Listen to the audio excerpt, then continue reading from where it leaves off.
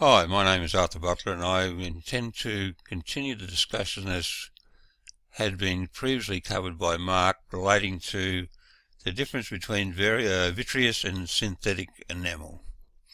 In the image at the moment you can see the badge that he mostly discussed, which is the Rasky officer's hat badge, and discussed the detail regarding the vitreous enamel relative to that particular item.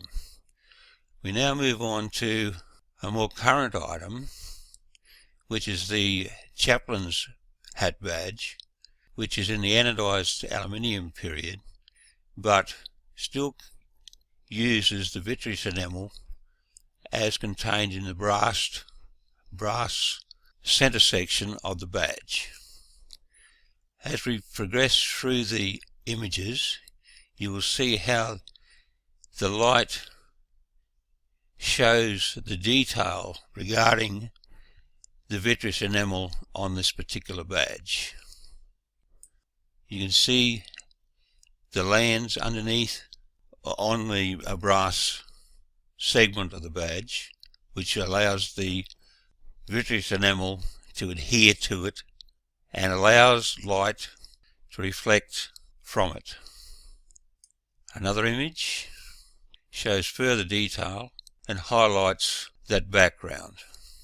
Another image and more indication of how that light is reflected.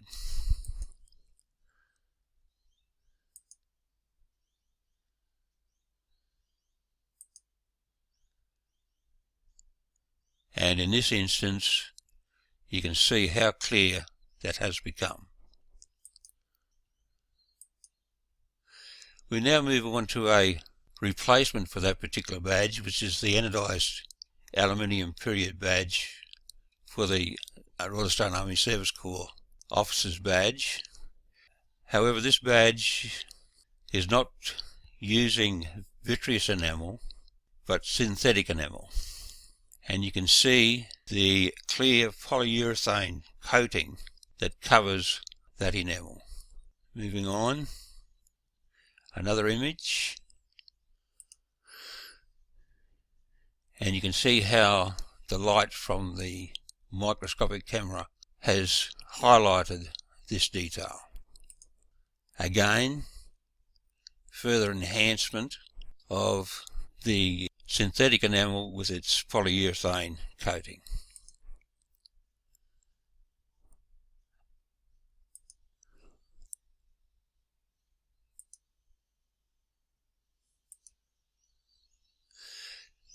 The badge has been turned slightly so you can get a better perspective of how this light is reflected, and you can see the polyurethane coating in its convex situation.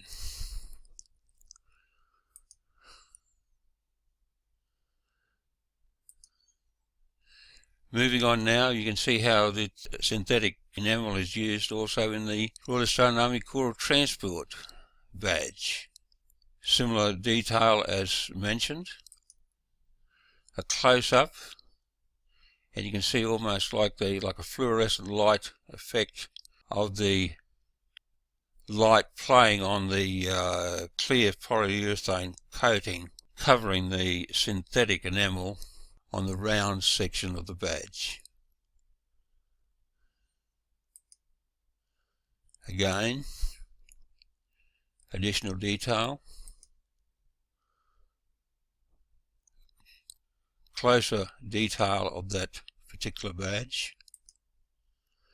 We now move on to another recent badge, which is a badge worn by Australian personnel involved within UN peacekeeping activities. This is a vitreous enamel badge, and you can see where the badge has been damaged. And you can see how the coating has been fractured and the positioning of the enamel onto the brass portion of the badge. You can see how the light reflects off the enamel coating.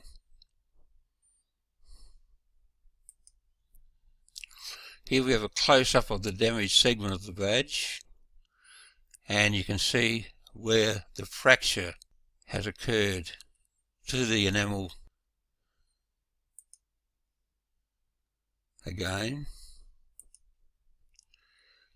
here we have another recently modern Vernerzo badge. However, this, though it appears to be a vitreous enamel, in actual fact it is just a gloss paint, and you can see how the damage has occurred to elements of the badge where the cursor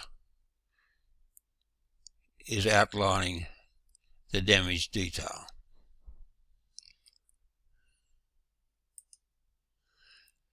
This image shows how the light from the microscopic camera has highlighted the reflective aspect of this gloss paint,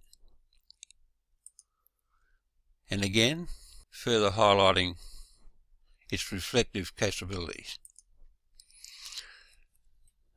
Another recent badges using synthetic enamel, we have the AACC badge, Cadet Corps badge, the blue enamel on the outer surround of the badge, and the inner flame portion of the torch in red.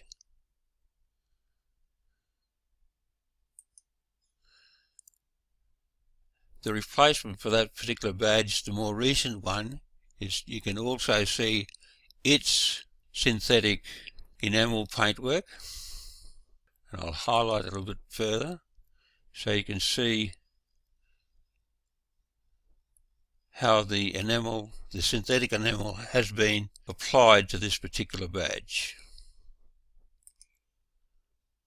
Moving in closer to the item, you can see how the light from the camera has reflected onto the surface of this particular item. And again, now to indicate that this is synthetic enamel use, we have taken a pin, placed it on the watch name, and have made a very small pinprick, which is highlighted there. Were this vitreous enamel, the pin would not have pierced the surface of the paint, but being synthetic enamel, you can see that it has, and going in closer, you can see the indentation that has been made from just a slight pinprick to the surface of the enamel paint. Again, the position of the damage done by the pinprick to the enamel is clearly visible. So should you wish to determine whether a badge has synthetic or vitreous enamel, it's suggested that you use the pin in a more obscure area of the badge that does not easily show. However, we have done it in the center here so that it's blatantly obvious and easily to pick up. Again, you can see the difference once the pin has broken the surface of the enamel.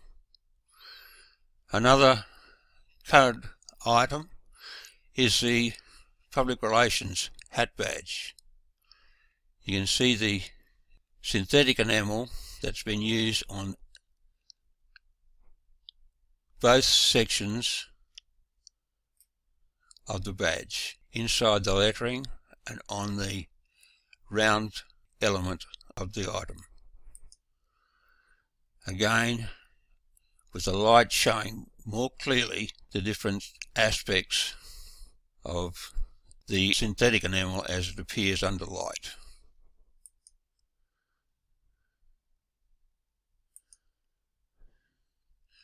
And that hopefully will be of some assistance to allow you to discern whether the enamel on a badge is vitreous enamel or synthetic enamel.